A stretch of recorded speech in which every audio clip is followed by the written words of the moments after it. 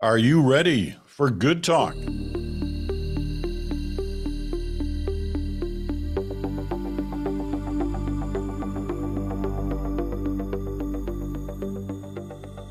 hello there. Welcome to Fridays. Welcome to Good Talk. Chantal and Bruce Anderson, Peter Mansbridge here to talk about, I guess, a number of things in terms of how the week has unfolded and what we're looking on the horizon, the political horizon for Canada.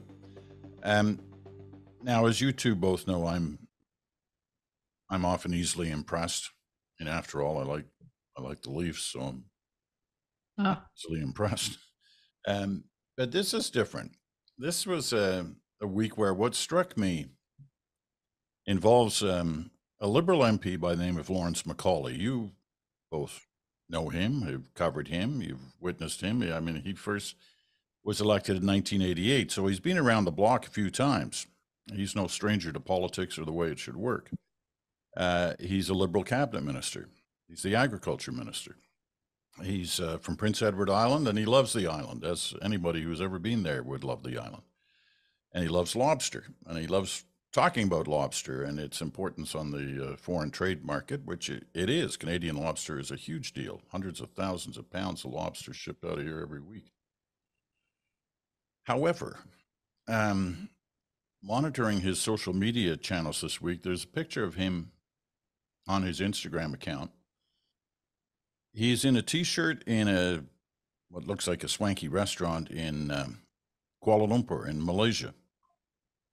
And he's wolfing down a big plate of lobster. And he talks a little bit in his post about the importance of, the trade of lobster. But it just seemed to me to be tone deaf in terms of where we are right now in the political cycle. Here he was in a swanky restaurant, chomping down on lobster and putting it on his social media channel. And it left me with this question kind of lingering, because this guy's, this is not an amateur in politics. He knows what was going to happen. I'm sure he knows what was going to happen. It left me with the question, have they basically given up? Have the Liberal MPs sort of said, we're 17, 20 points down the polls. Nothing's changing. It's been this way for months. There's an election in months or at most another year or so. Have they given up when you see stuff like that from a veteran campaigner? Chantal, why don't you start?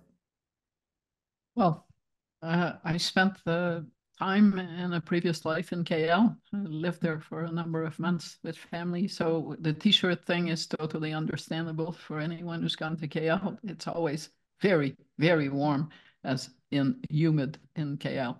There is not a breezy day to be had, even in what would pass for the winter season.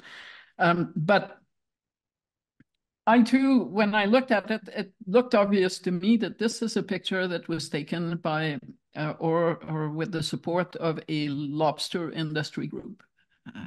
And lobster is important to PEI, and Lawrence Macaulay is from PEI.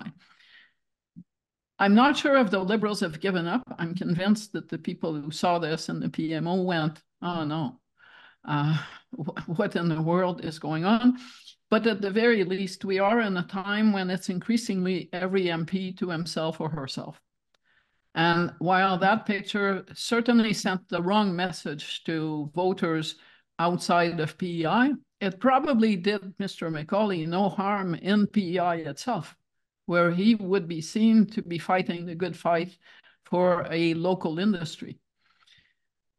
There are many times in the life of an MP, especially on the government side, where your own interests collide with the larger interest of the party. And I think the larger interest of the party at this point is no longer uppermost in the minds of most Liberal MPs. Why that is because, as opposed to the last three elections, but in particular 2015, Justin Trudeau is not going to be lifting all boats. It's the opposite. All boats are dragging Justin Trudeau with a look to the upcoming federal elections. So on that basis, most MPs expect no help from the leader or the center in getting reelected. And I think you will see more of those scenes that are at odds with the overall message, but probably helpful to the actual messenger on a local basis. Just to back you up on KL, I lived there for 3 years, in the early 1950s, and I was just a kid, but I do remember how hot it was and the huge thunder and lightning storms that would pass through. On Macaulay's thing, I'm sure it does him no harm at home, but there are only 4 seats in PEI, of which he has 1. Yeah, but one of them is his seat. It's his seat, right? But take it beyond Macaulay, Bruce. There just seems to be a feeling settling in, and Chantal hinted at it on the part of a lot of MPs that it's it's every man or every woman for himself or herself at this point. Well, before I do that, Peter, I need to take it back to lobster because, as you know, and Chantal knows, we've had a chance to spend a lot of time together over the years and have a cottage in a similar part of Canada. And I think my kids still think of you as Grandpa Lobster because you're so known for your love of lobster. So I'm not surprised that you wanted to talk about lobster today. It's a passion of yours. So look, I think that the picture, first of all, I don't think the Liberals have given up. I think they're very worried about their situation. The MPs are. I'm not sure that the level of concern about their situation is consistent, clear across the caucus. And sometimes it does seem that at the center, there isn't as much preoccupation with what are we going to do about this 17 or 19 point gap.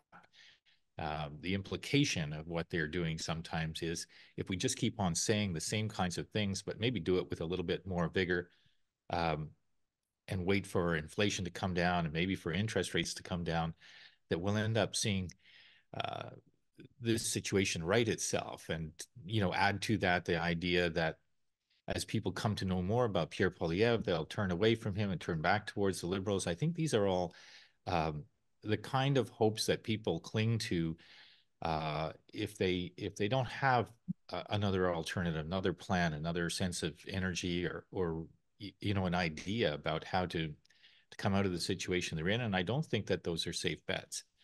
But that said, I don't think that the average MP has given up. I think a lot of MPs that I talk to are fully engaged in thinking about how can they protect themselves from what they fear might be a wave that's coming. But as we all know, we've watched a lot of elections. When a wave comes, there's very little that a lot of MPs can do. Now, turning to Lawrence Macaulay and the picture, I don't think there's anything wrong with him promoting lobster. It's part of his job. I think that all makes sense. I do think that every time a minister of the Crown posts a picture on social media, whether it's Instagram or Facebook or X, the choice of the picture and what you say with it requires some care. And I don't think that standard of care was applied in this case. I think there was a way for him to have a picture taken that illustrated that he was helping promote the lobster trade that didn't make it look to doubtful or skeptical eyes as though he was enjoying some sort of a sunny vacation. And so I think that's where the problem lay. And I think it invited criticism, especially in the middle of February in Canada. But I don't think it was a more serious error than that. I do think the broader question of how ministers use social media to describe what they're doing with the images that they choose is an ongoing problem, not just for Canadian politicians, but for other politicians as well. There's this instinct to kind of post pictures in informal situations.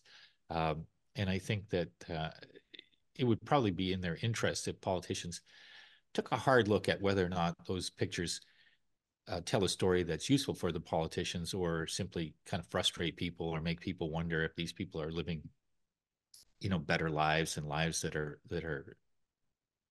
don't involve the same standard of hard work, let's say, as the average person does.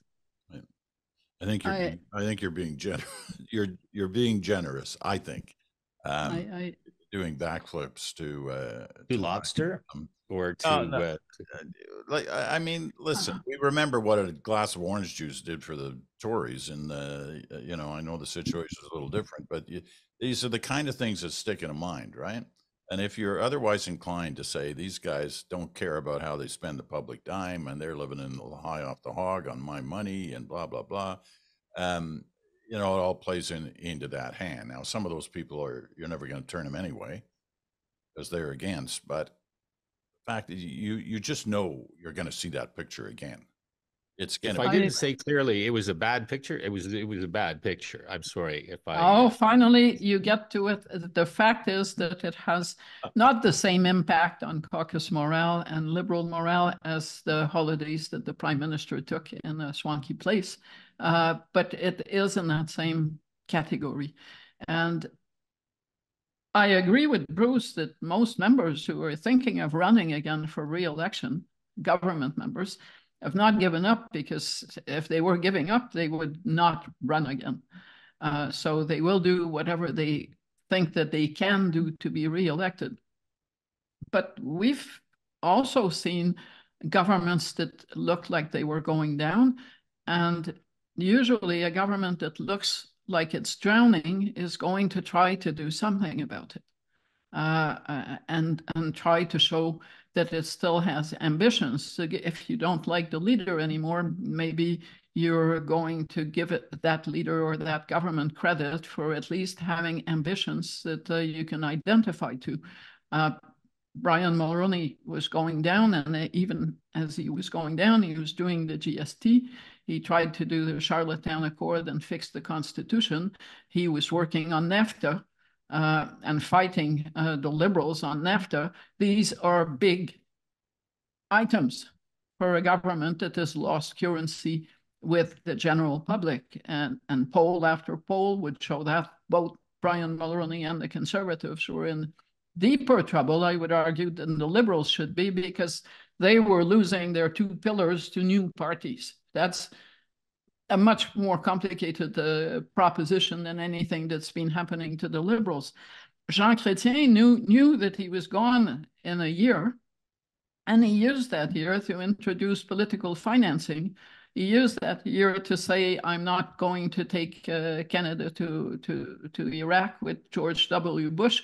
He used the time that he had left to leave something for people to look back on and say that year was not a wasted year. He didn't spend the year floating from place to place, cutting ribbons. He actually put government plans. He signed on to Kyoto over that last year.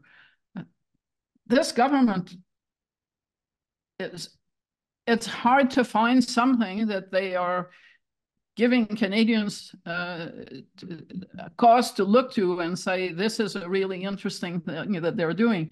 They've been doing dental care, and now they may do something on pharmacare to perpetuate an arrangement that keeps them in government, as opposed to something that they really, really want to do.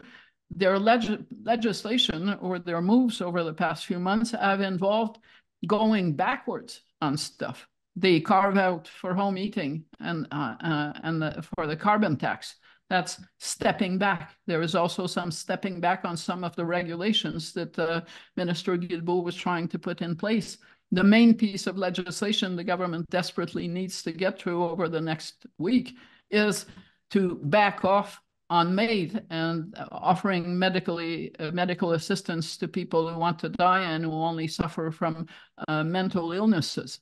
So when you look at this and you think, this looks like a government that is in relative retreat on its own ambitions and is not, is not giving anyone more reasons to say, wouldn't we be sorry if they didn't get a chance to finish this? Because it doesn't look like they're in the process of doing anything that is particularly compelling that voters would want to see through. So that does lead me to think that somewhere, somehow, there's been a big loss of drive for a government that is facing a tough election campaign and that likes to pretend that it wants to win it. Bruce. Yeah, I just wanted to jump in. I agree with Chantal on the sense that the government has been a bit in retreat, bit on the back foot. Maybe I'm again being too kind, saying a bit. It's been a bad run for sure, and by run I mean a lot of months now. I did notice that the Prime Minister did a talk show in Alberta this week with Ryan Jesperson, who's got a kind of a popular conversational talk show. Anyway, the Prime Minister went to Alberta and he decided to do this, and the clips coming out of it, show the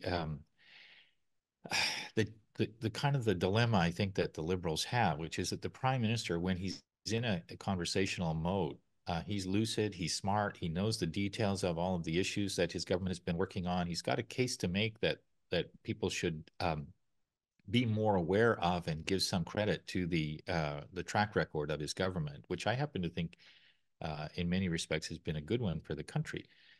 But looking back at past accomplishments is never going to really pay the dividends that politicians want it to. It's proven so often in the past, yet it's hard for incumbents not to want to reflexively do that. Why don't you remember what I did that was so meaningful to you at the moment that I did it?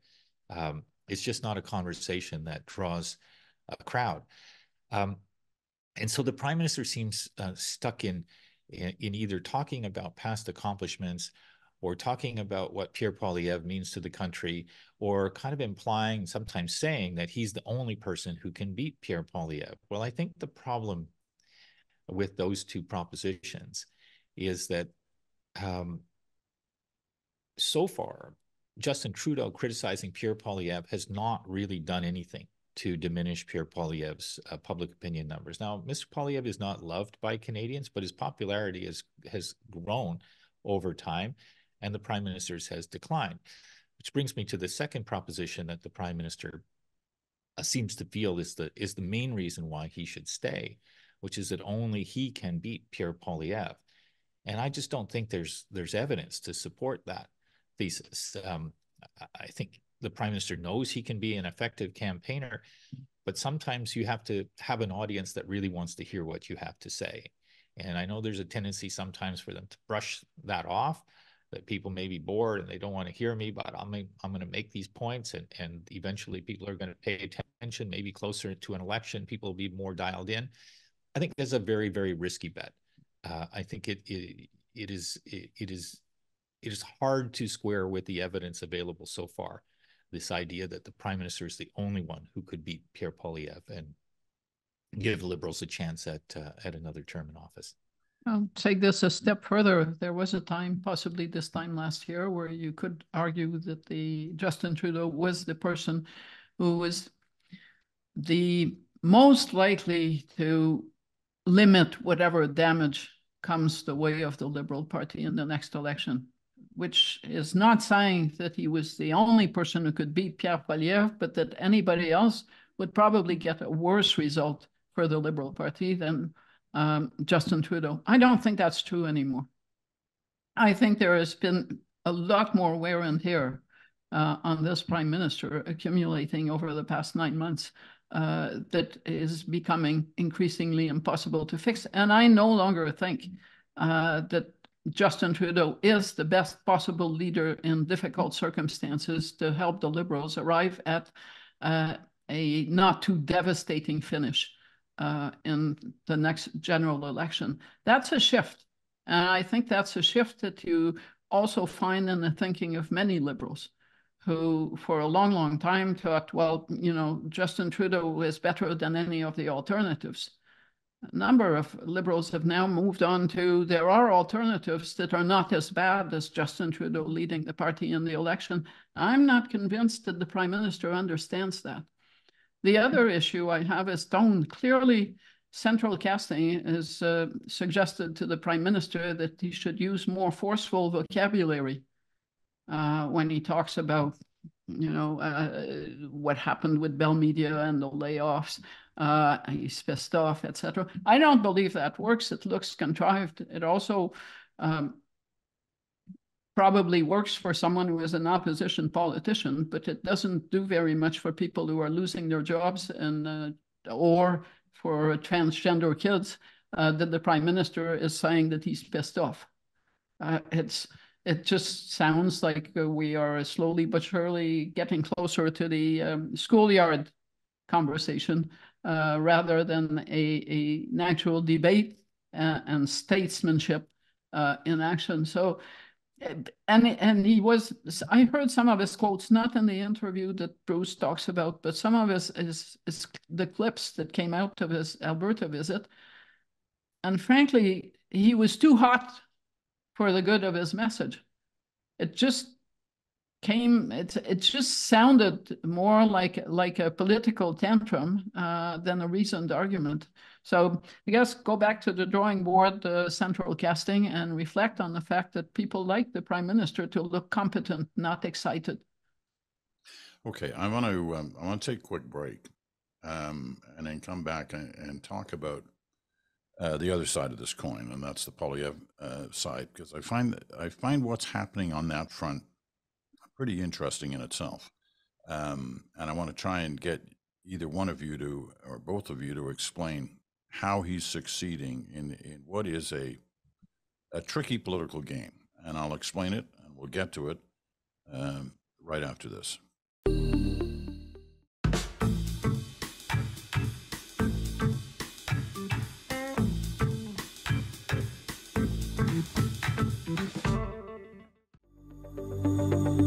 And welcome back. You're listening to Good Talk for this Friday. Chantal and Bruce Anderson, Peter Mansbridge here. You're listening on Sirius XM, Channel 167, Canada Talks, or on your favorite podcast platform. Or you're watching us on our YouTube channel. Wherever you're joining us, we're happy to have you with us. Okay, here's what I find interesting.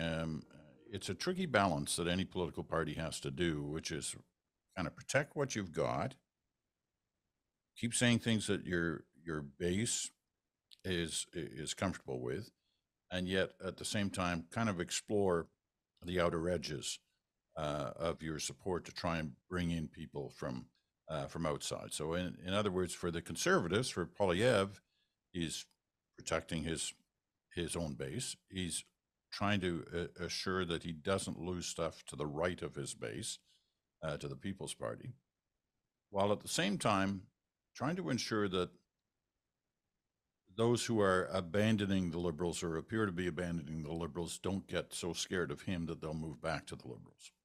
So that's the challenge, pretty straightforward. But what I've noticed certainly in the last couple of weeks, that he doesn't seem to be worried about losing some of that newfound support that he might have in the middle, on the fringes of the Liberal Party. That he's saying things that are comfortable with his base and certainly comfortable to the right of his base, and yet he doesn't seem to be losing anyone, if the polls are accurate, on the edges. And we saw it again this week with his comments on ID for porn sites and other issues. So how is he managing to walk that line and stay apparently comfortable with not only where he is, but what he's witnessing around him in terms of voter support? Bruce, start us. Well, I think he starts with an analysis of the situation similar to the one that we just gave, which is that against Justin Trudeau, he's going to continue to hold a certain measure of support that would otherwise normally go towards the Liberal Party, simply because those voters are frustrated with what they see as the version of the Liberal Party on offer right now. So I don't think he's too worried about those votes drifting away, as long as his rival is Justin Trudeau. Now, whether that turns out to be as safe a bet as he thinks that it is today, I suppose for him, that's a future problem. He does have to, as any conservative leader does, have to manage the different factions that make up the conservative movement. And how he does that, I think, is really what you're driving at in terms of this conversation, Peter. My colleague Fred Delory, who you guys both know, is really interesting in kind of describing what it is that's underneath the hood of the conservative movement today, and how many different layers or subdivisions there are of the conservative voter pool. And we've been around long enough to know that Pierre Poilievre isn't the first conservative leader who's had to figure out how to tend to the various instincts of social conservatives, of libertarian conservatives, of fiscal conservatives. And I think that what Poilievre has shown over time is that from time to time, he will do certain things that make sure that those parts of his constituency that otherwise might drift away, hear something from him that resonates for them. So for social conservatives who might not hear as much about abortion, for example, as they want, hearing things about gender ID might make them feel like, okay, he's still in touch with the same value system as we are. Now, as I'm describing that, I wouldn't want anybody to think that I think he made a good decision there, or has taken a position that's anything other than dangerous for people in society. I don't agree with his position on it. I think it was disappointing that he took it, but I think that's why he took it. I think the position that he's taken on ID for porn, the idea that the people who want to consume that online have to somehow show who they are to the providers of it. I think that will play badly with the libertarian part of his coalition. But he's made that calculation that he wants to send that message again, I think, to social conservatives, that this is something that, he's concerned about children consuming porn. I don't think either of those things rise anywhere close to the level of importance for most Canadians that this is what they're hoping for a change in government to bring. But I don't think that's what it was about. So that's what I think he's doing. I think he knows what he's doing because he does the math pretty well in terms of the politics. And I don't think I don't look at those two decisions and anticipate that he's going to keep on doing that. I think instead what he likes to do is this episodic base touching with key ideas that resonate within certain subgroups of the conservative movement.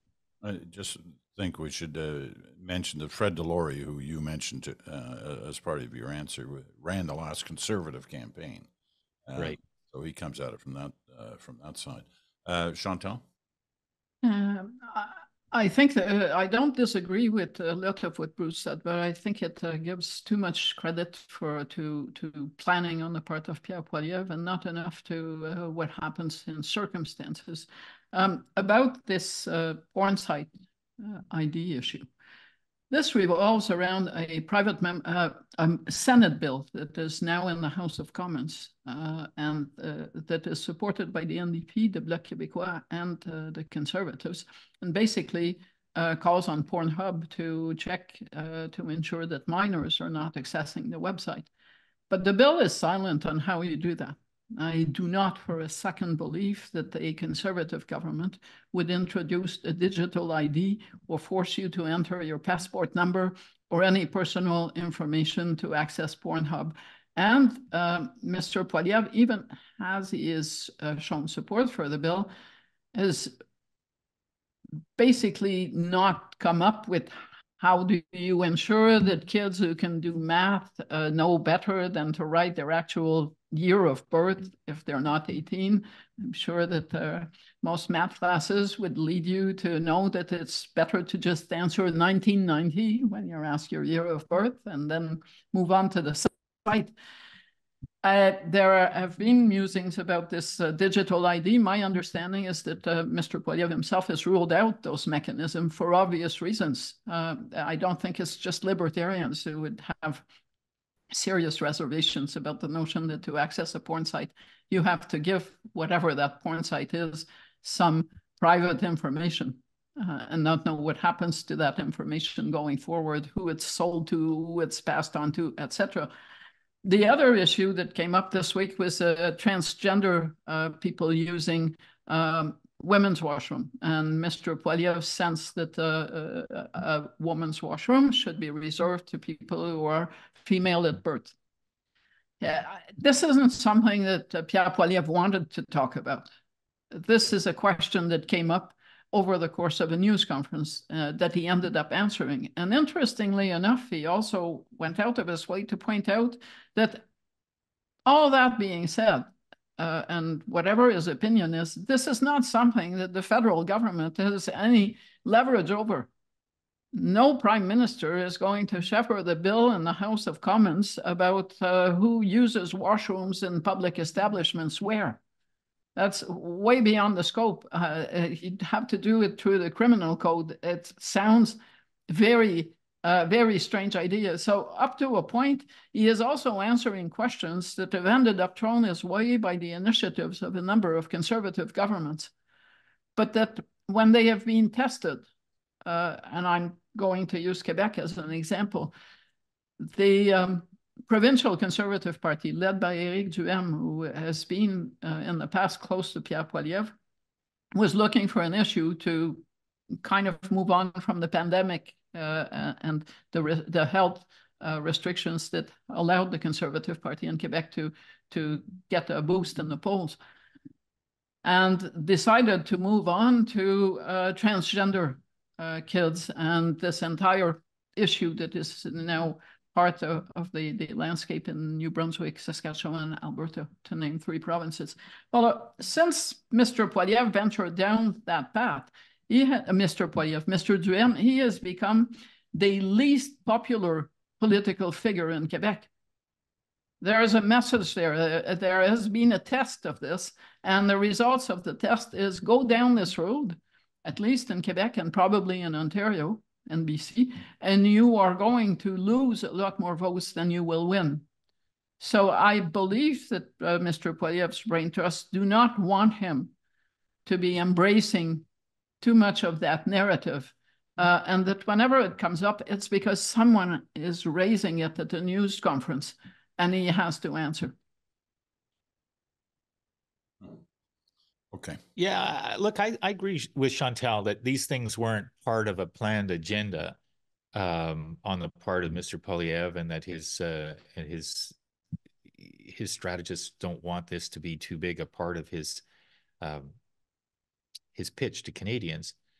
But he is fairly adept at saying, I don't want to talk about something if he doesn't want to talk about it. And I do think that in this case, he knew that the positions that he took were going to spark howls of outrage from parts of the political landscape that he likes to spark outrage from, because it tends to rally people on the conservative side. So I think I'm a little bit more in the world of, yes, things happen, but he doesn't, in these particular instances, he saw some usefulness in taking the positions that he did. But I completely agree with Chantal on the likelihood that he would ever do anything if he was in office. It's possible, but these ideas feel incredibly fraught, and the kinds of things that if governments are elected and start trying to do these, they quickly find out just how difficult it is to manage.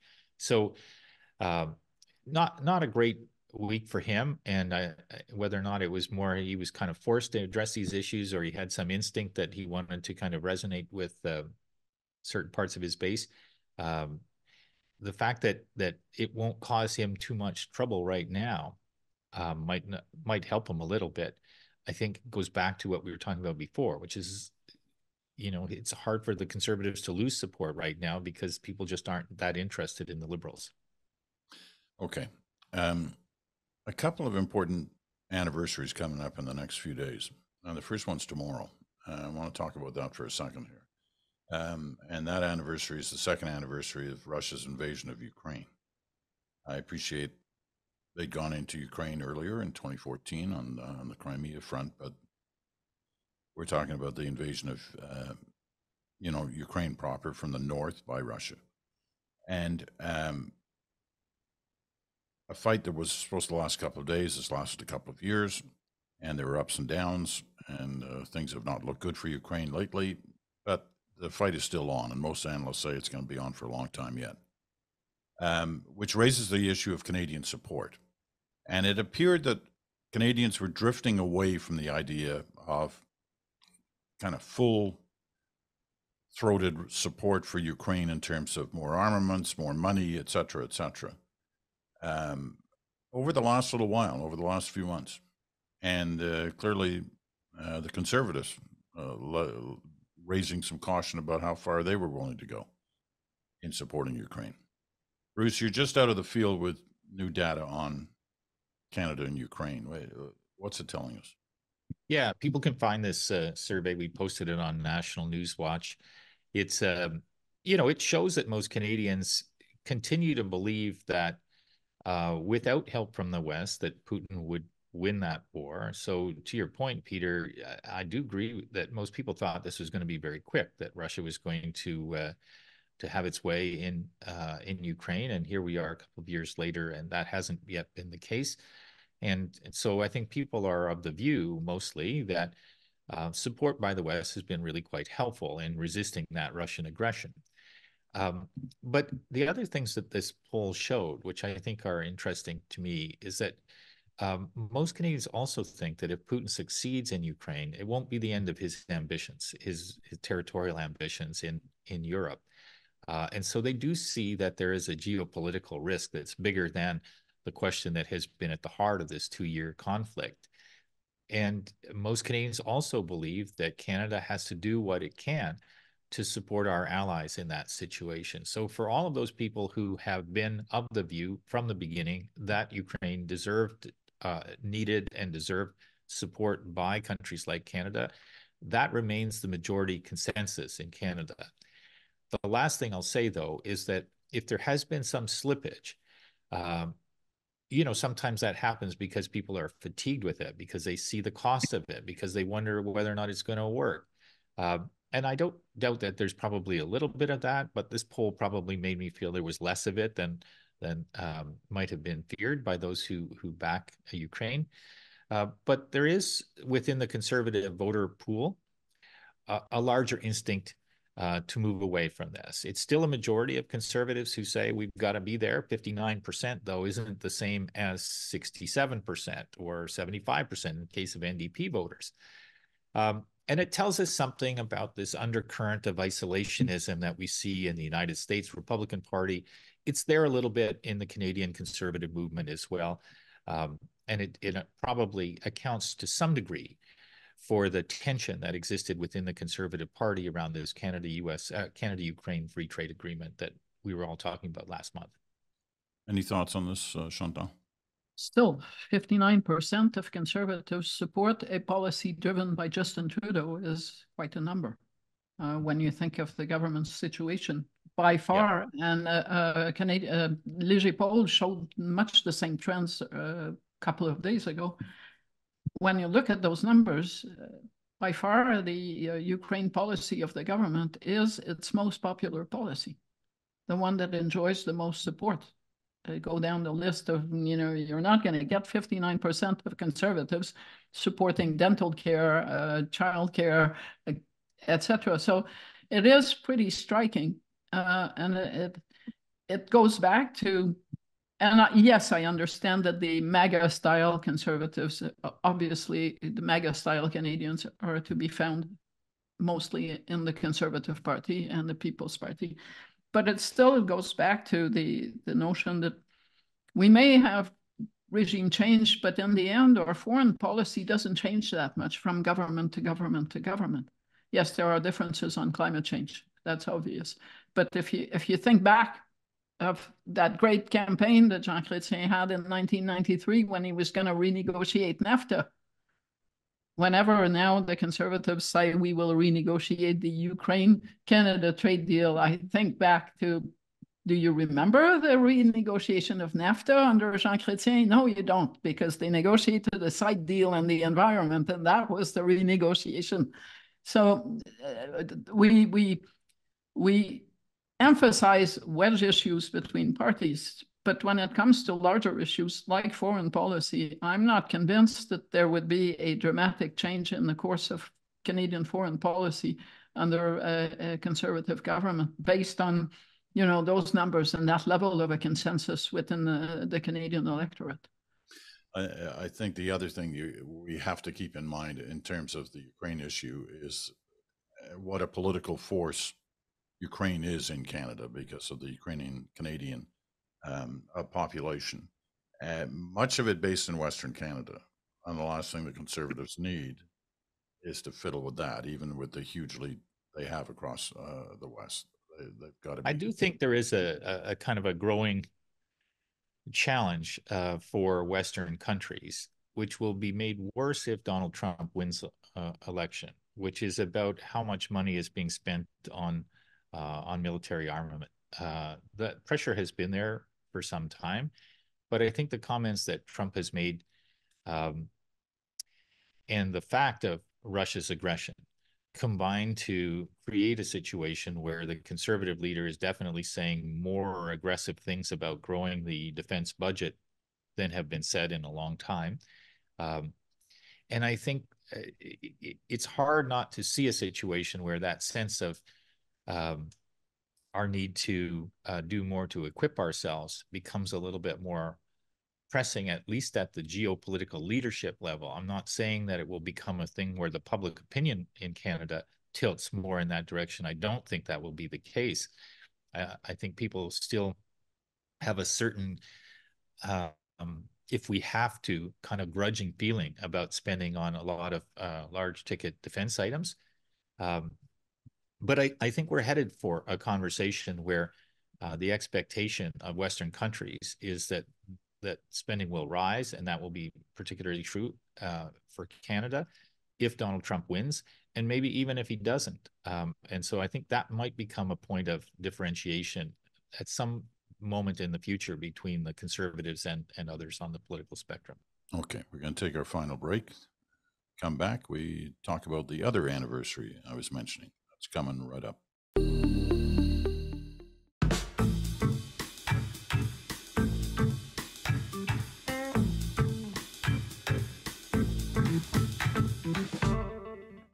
Welcome back. Last segment of Good Talk for this week. Chantal and Bruce Anderson, Peter Mansbridge here. Talk about a second anniversary, and it's next week. I think it's next Wednesday. Will be the 40th anniversary of the famous Walk in the Snow by Pierre. Jesus, I feel old all of a sudden. Pardon my 40th, eh?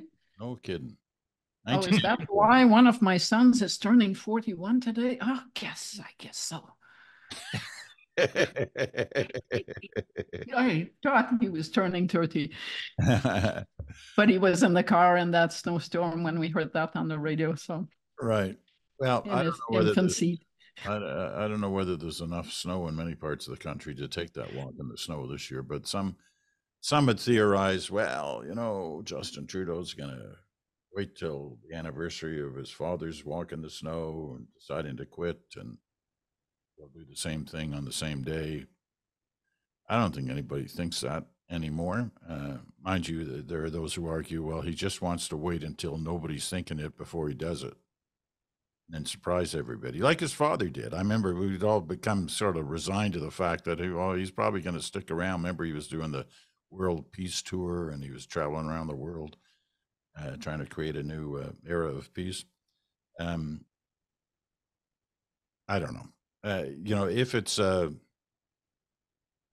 not on his mind for next week, I assume then the next big moment is the budget, the pharmacare, the this, the that, if he's looking for a legacy of some kind, before he exits the picture, if in fact he's even thinking of that.